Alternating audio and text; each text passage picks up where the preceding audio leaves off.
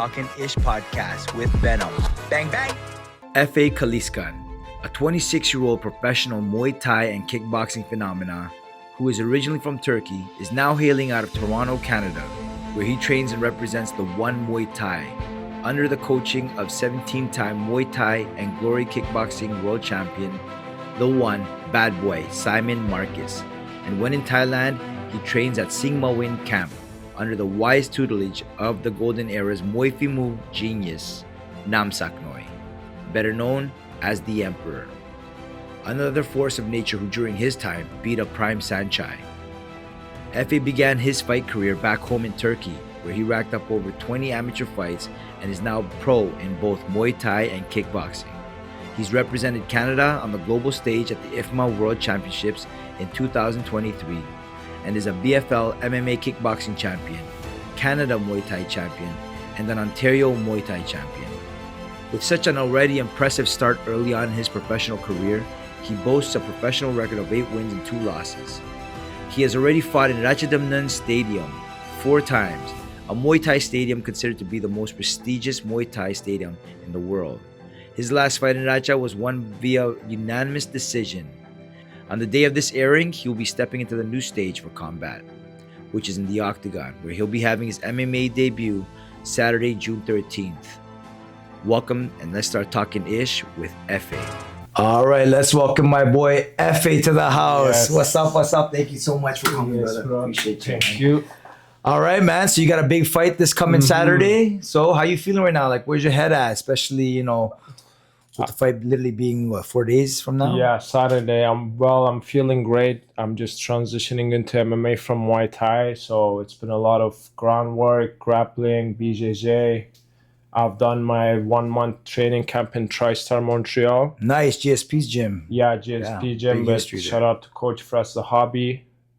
Now I'm back to Toronto, finishing my striking game with Simon Amazing. Marcus, my trainer. I've been doing my work at Santos Brothers, BJJ. Nice. Stuff like and that. so you're doing like at Santo Brothers because my kids are doing jiu-jitsu, right? Yeah. At Gracie Baja, but I wanted to work a little bit more on their wrestling, Right. right? And I talked to Matt Embry, Simon. They all like go to Santo Brothers. Can you tell us a little bit more about those guys? How's the training been with them? The training is great at Santos Brothers. It's a wrestling heavy BJJ gym. Okay, good. So it's not like we're only working on the ground. It's a lot of takedown defense, and we Wrestling. obviously do our MMA sparring too. Nice. So it's a very good grappling gym.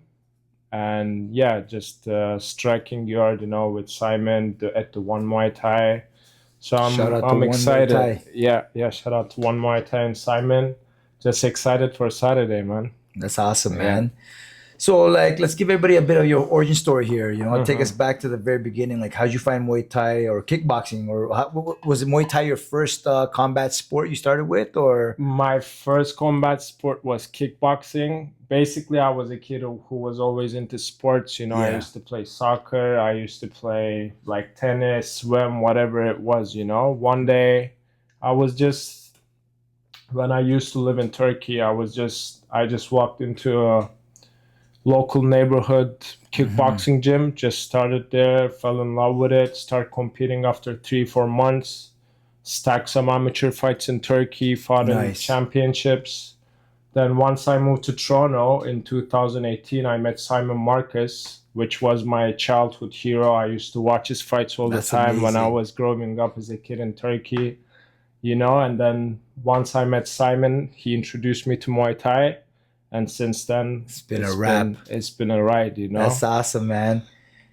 And actually, how's the competition been in Turkey? 'Cause I know Turkey's big into Muay Thai and kickboxing, and I remember when I fought Yes. in Russia, Yes. way back in the Worlds, right? And I faced Turkey. I'm like, yo, you guys roll deep. Like, Canada's team is like what, 20, 30 people.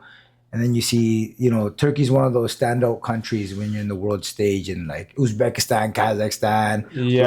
Russia, Australia, the UK, and Turkey. Yeah. Those are the ones that are like, oh man, it's it's gonna be it's gonna be a scrap. Yeah, well, there's a big kickboxing and Muay Thai scene in Turkey, especially with government supports to amateur athletes Yes, too. You big know what I time. mean? Yeah. Like it will fund the training camps, it will fund the travels for the tournaments such as IFMA, Waco, stuff like that. Yeah. So obviously fighters in the team train really hard to make their way into the team, Hmm. get their flag raised. It's really like a spiritual thing Oh, totally, in those 100%. countries, you Yeah. know what I mean? So obviously the competition is very high level. But for me, it was just about getting the experience in. You know what I mean? I would just go fight in different tournaments every weekend, stuff like that. It just led me to here right now. And what was the first time in your gym like in Turkey? How's that like? Well, like what immediately got you hooked into this in the sport?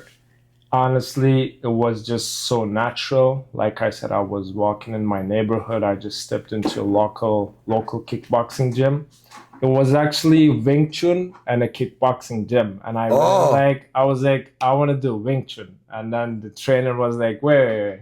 You're not gonna do Wing Chun, you know, you gotta come to yeah, yeah, kickboxing. yeah. I'm like, 14-year-old kid, I didn't know much. I was You like, didn't know the okay. difference with anything, right? Wow, you did. Your life would be much different if you went upstairs, eh? I was like, okay, why not? Then from there we started sparring, hitting pads. I just fell in love with competition, and a couple months in, I was competing. So Nice. that's how it started.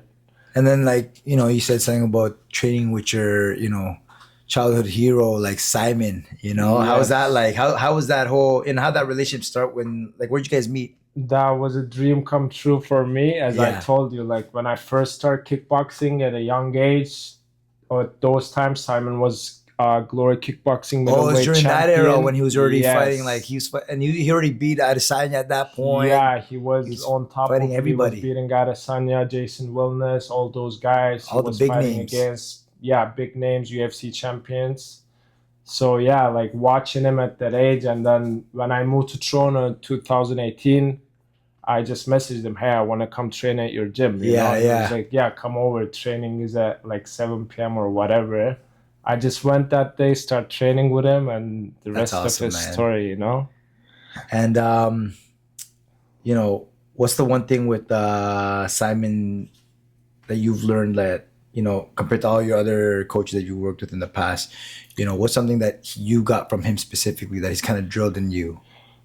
Like beside the techniques that he Yeah. taught me, Simon really taught me a lot of patience, resistance, go through the adversity, you know what I mean? Like Hmm. it wasn't just physical aspects of it, but it was also a lot of spiritual and mental Yeah, for sure. things into fighting. But one thing he really taught me very well is that I have to have a strong body if I want to win fights. Like, because Absolutely. if you're fighting against someone with similar skill levels, you need to be stronger than him to beat him. So that's one Mm. thing he really taught me, beside the other trainers who was teaching me. So, I start taking care of my fitness better. I start working on my, more pad work, more running, stuff like that. It was basically like a Thai style training, Hmm. which you're familiar to. I could say those things. And how was the transition going from kickboxing to Muay Thai for you? Was It it was natural? it was pretty natural, Yeah, it's an easy It, transition, it man. was an easy transition. I used to throw more punches and stuff like that. After transitioning into Muay Thai, I became a kicker. I would just kick and knee more, Hmm. stuff like that. My footwork was more, steady rather than just moving a Moving lot. around, I yeah. just love the Muay Thai much more than Yeah. kickboxing. And you got that nasty left high kick from Yes. close range. Whew. I know because Simon, that's what Simon's known for too, right? And Yes. I think that's carried on from like the Port Promote because I know Right. Guacal is known for that. So it's kind of cool seeing it go from, you know, generationally as in terms Yes. of fighting. So that's really Yes. cool. And what other fighters did you look up to growing up?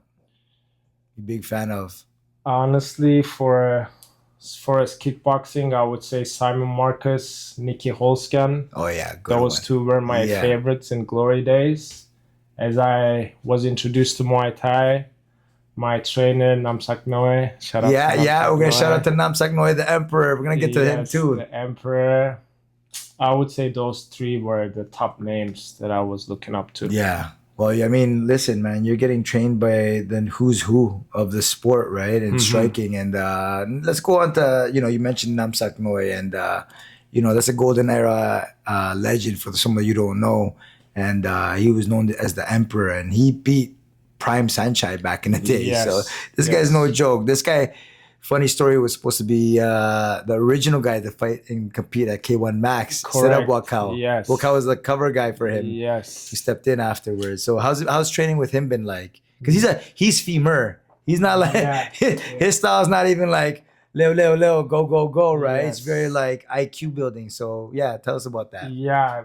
Well, Namsak No is a character, you know what I mean. But like you said, his training style and fighting style is femur, so it's not a lot of strength and where you have to like beat yourself up and stuff like that. It's a lot of precise elbows, footwork, a lot of clinching. So from Namsak Noe, I really improved my elbows a lot with Namsak Noe. I really improved my footwork, how I, like if someone's attacking me, how can I get the angles and stuff like that. Angling, yeah. It absolutely took my Muay Thai to the another next level, for sure.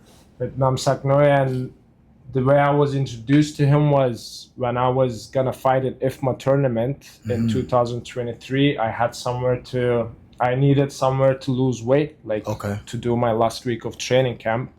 So at the time, Simon spoke to Superbone for me to train somewhere, and Superbone sent me to the gym called Singmabin. Namsak Noe is the head trainer. And still currently, right? Still currently is the head trainer. And back then there was no foreigners at all. It was like a private family gym kinda, you know. So I was like, it was my first time in Thailand. I'm staying with all the fighters, absolutely speaking no Thai. No one speaks English really. So it was an experience. Then I met Namsak Noe there, who had a decent English. So like he used to help me a lot with the training, where I used to sleep, eating and everything. Like he showed me stuff around the gym, took me in. So yeah, he'll always have a special heart. Yeah, a special place in my heart. That's amazing, man. Yeah. You look at like, your amateur days in kickboxing in Turkey, and then coming to Toronto, having Simon Marcus as your mentor, and then then going up into with Namsak Noe, which is cool because Simon used to train at Port Pramuk Gym too back in the day. Yeah, so it's actually literally like Namsak Noe and Boakavs are little full circle. teammates, Yeah, full circle what moment I mean? for you. So absolutely similar styles, and I've been just blessed to be taught by some of the best. That's awesome, man. And how would you describe your style for those of the people who are just getting to know you now? And what's your style that makes you dangerous? I would say my style is like pressure-based fighting. I like to pressure my opponents. I like to hit first. I like to hit hard. Not necessarily to intimidate my opponents, but when I hit, I like to make impact. So make their heart rate go a little bit like this. Right. Yeah, I love that. You know what I mean? Yeah. With MMA now, I'm transitioning more to distance fighting, because obviously grappling and everything, you just walk opponents down the way you want to. So that's been my main transition with the striking. I'm trying to hurt my opponents while not walking them down, but that's been going pretty good. That's awesome. It's gonna show this Saturday. That's awesome, man. Yeah. We're excited, man. Already bought 4 tickets for this. Yeah. Get your tickets. Yeah, I know. What part of your game do you feel like people sleep on the most when they see you in your fights? They underestimate you in the beginning. I would say people usually underestimate my boxing. Your boxing, yeah. But they think you're just a straight kicker. Yes. Yeah. They always think I'm a straight kicker, but I can punch. I'm pretty much like I would say I'm a well-rounded fighter. I can move, I can punch, I can kick. But yeah, I would say people sometimes underestimate my punches. They sleep on the punches until they get slept. Yes. That's awesome, man. And yeah, I was gonna say how your style's evolved, but literally you can see how much it's evolved already. Because I've seen some of your fights in the last couple of years when you were in Thailand. 'Cause I remember I saw you randomly in Yes, Ratchet, and yes. my son was getting to hang out with you. He was like, "Man, I'm a big fan of Efe. I love his style." And he tries to. It's cool. I'll tell you right now, Yeah, man. Tyson watching you, man. He's like he's been working on that left high kick. You yeah. know, he wants that Tyson's close range high amazing, kick. bro. Yeah, yeah. And Amazing. so the fight camp's been good for you. Fight camp's been great, bro. Like I said, I did my 1 month with Coach Fresh Hobby where I improved my ground game a lot. And last 4 weeks, I've been training every day with Simon and at Santos Brothers. I'm just excited for Saturday. That's it, man. We're all pumped up for you, bro. And how's diet been like for you, like to cut for this? Because I remember Simon was explaining to me, like in Muay Thai and kickboxing, it's like yeah, you can cut your weight or you can walk near your weight, but MMA is different. You're facing these guys who some of these guys are born and raised wrestlers, and they get into the striking. So these guys are used to cutting a lot of weights. Then Right. before they just bulk up after. I mean, has that been a thing for you, or you're just treating it like in terms of weight? For me, like since the beginning of my career, I fight around 160, 165. So I'm really used to fighting So at this is this your weight weight. then? Yeah, that's Oh, like since easy. literally I'm 15, I'm fighting at the same Wow. weight class. So I'm really used to this weight. For me, the diet is last 2, 3 weeks, I'm just reducing the intake of carbs. I would eat more like chicken, beef, stuff like that. Load up Less on the bread and proteins. pasta. Yes, load up on the proteins. And the last week I would just do my water loading. That's pretty much it for then me. cut Like the water. I'm very used to making this weight. And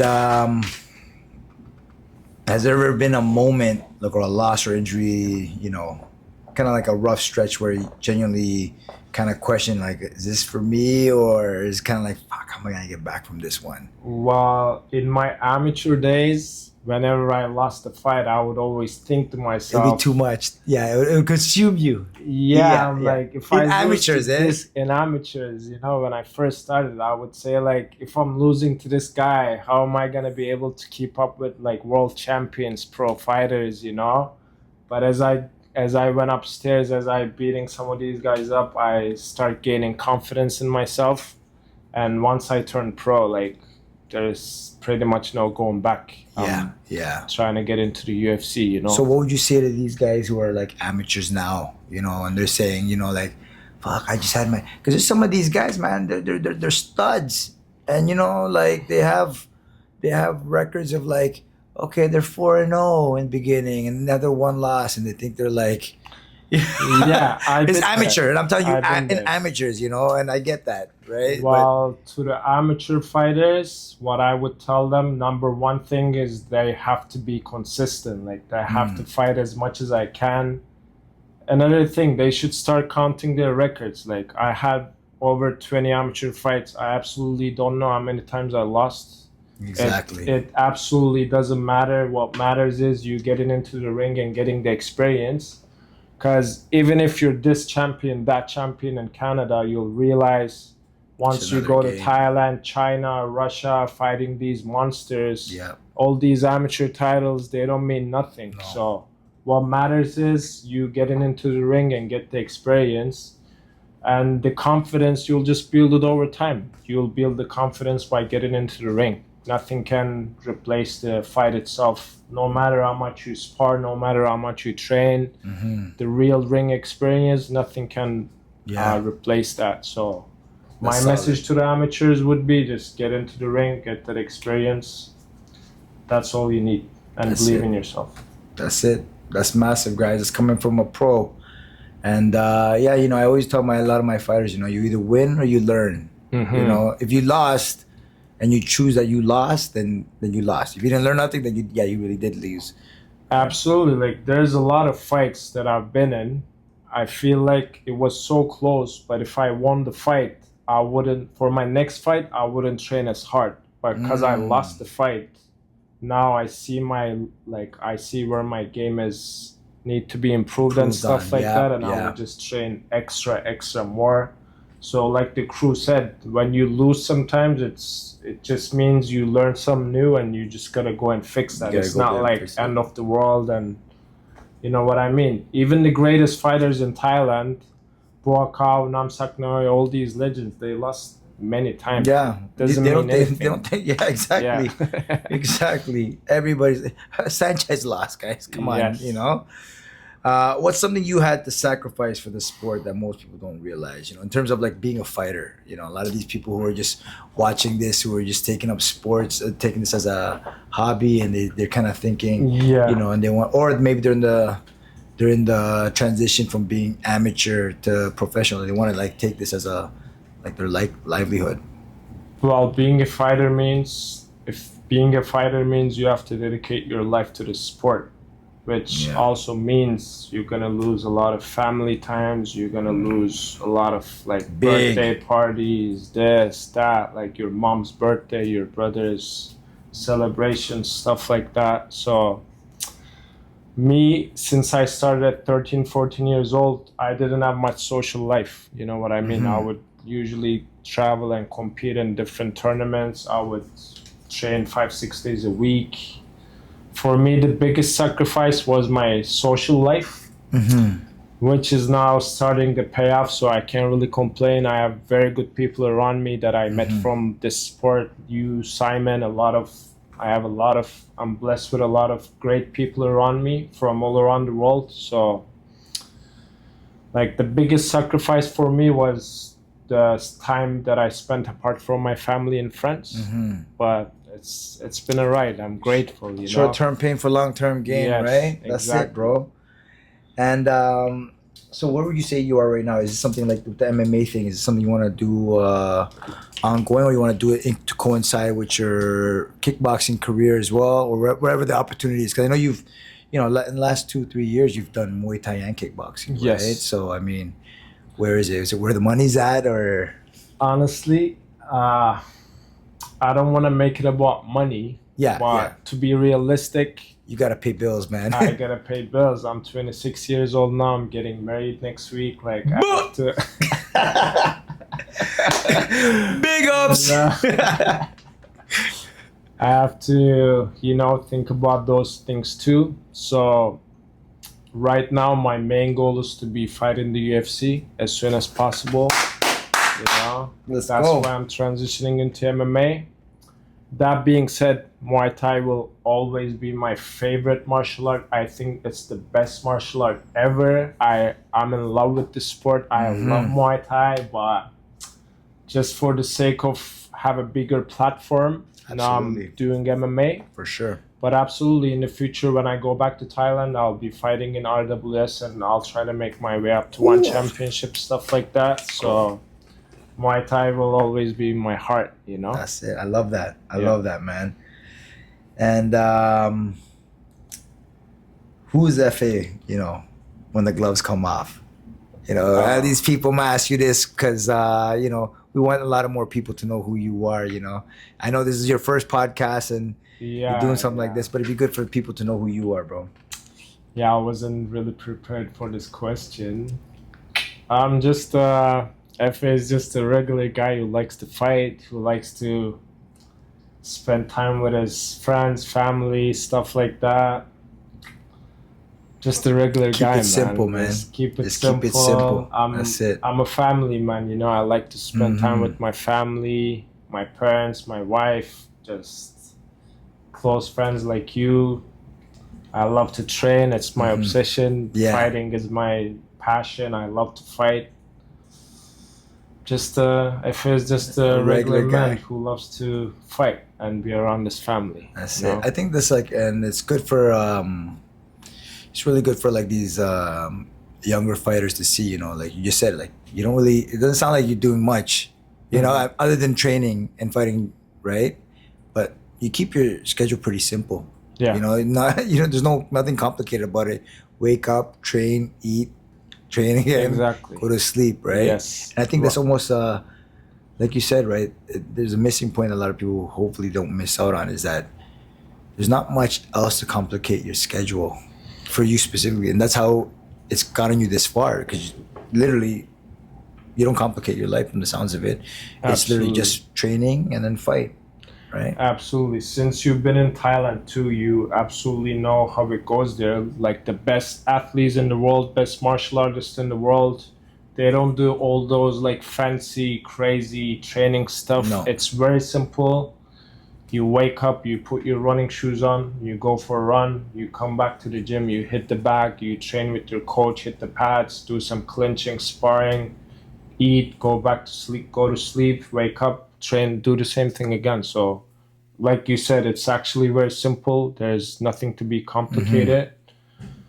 I think if you do that for a long period of time and you stay in the ring, you stay consistent, this will definitely pay off. I think unlike other sports, fighting is for anyone. I think anyone who trains himself in the right way can fight, can get in the ring. I think everyone has this instinct to protect themselves, and fight. I don't think with training everyone can be like a basketball player or a soccer player, but I think with the right method of training, which is so simple, like you said, anyone can be a fighter. I really believe in this. That's awesome, man. And yeah, man. So this fight coming up on Saturday, you know, I'm pretty sure the guy's known for, he's got a bit of a amateur boxing background and whatnot. And yeah, man. But how's that? You ready? You excited about showing your ground game? Yes. In there too? I don't think my opponent will try to take me down, but if he does so, I'm absolutely very well prepared for my takedown defense. I watched some of his footage. He liked to box. He's a lefty. He has a good left hand, but it's just gonna be fun for me. I'll shut him down with my kicks. I'm not gonna rush for a KO, but if it comes, I'll be so happy. It's for sure there. Well, it's your first time fighting with those gloves too, right? Yeah, my first time with small gloves. That's gonna be excited about that. My opponent's James Bird, who is, like you said, he's a boxer himself. It will be, I think, like a boxing versus James Muay Thai. From Kunkamir Black Eagle. It's a Kunkamir gym, in Hamilton, I think it is. Yeah, it's basically gonna be like a boxing versus Muay Thai. It will be a lot of fun. Everyone should tune in. June 13th, Saturday. It's gonna 6 p.m. first fight, Canadian Fight League. Pull up with your friends. It's gonna be a fun night. And you still get tickets. All respect to my opponent, he's most likely gonna get knocked out. He's calling out him. Shots fired. It is what it is. It's just that's the name of the game, baby. Sport, that's the name of the game. Yeah. All right, man. Well, appreciate you, bro. Listen, this guy's got a busy schedule. He's got his pro debut, MMA pro debut this Saturday, and then the week after that, big things coming married, up. Shout out to my wife Sophie. Hey. Yo, we gotta shout out. How'd you guys meet? Next podcast for sure. Next podcast, we'll talk about that.